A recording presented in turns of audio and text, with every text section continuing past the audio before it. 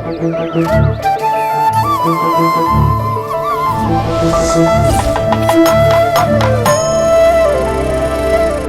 மாதிரியான கலைஞர்கள் தான் இந்த சமூகத்தின் பெருமை என்று நாம் நம்புகிறோமோ இல்லையோ, கேரளா நம்புகிறது. அவருக்கு செவாலிய விருது கிடைத்த அடுத்த சில நிமிஷங்களே குவிந்த 1000 விஐபி வாழ்த்துகளில் அண்டை மாநிலமான கேரளாவிலிருந்து வந்த வாழ்த்துக்கள் மட்டும் பாதிக்கு மேல் இருக்கும்.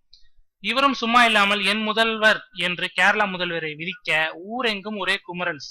கமலுக்கு இது போன்ற குமுறல்கள் புதுசல்லவே. தன் சொந்த வேலையை பார்ப்பதில் முனைப்பாகிவிட்டார். மலையாளத்தில் வெளியாகி வெற்றி பெற்ற திரைப்படம் ஒப்பம்.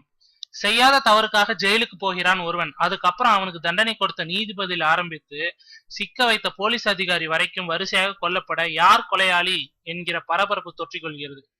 தேடி பார்த்தால் கொலையாளி ஒரு கண் பார்வையற்றவர். அதே பார்வையற்றவராக தான் நடிக்கிறாராம் கமல். ஒப்பம் படத்தின் ரீமேக் உரிமையை முறைப்படி வாங்கிய கமல் விரைவில் அது பற்றிய அறிவிப்புகளை வெளியிடக்கூடும். ராஜபார்வை கமலுக்கும் இந்த படம் கமலுக்கும் குறைந்தபட்சம் 6 வித்தியாசம் அல்ல 60 வித்தியாசங்கள் இருந்தாலும் கூட அதில் ஆச்சரியமில்லை.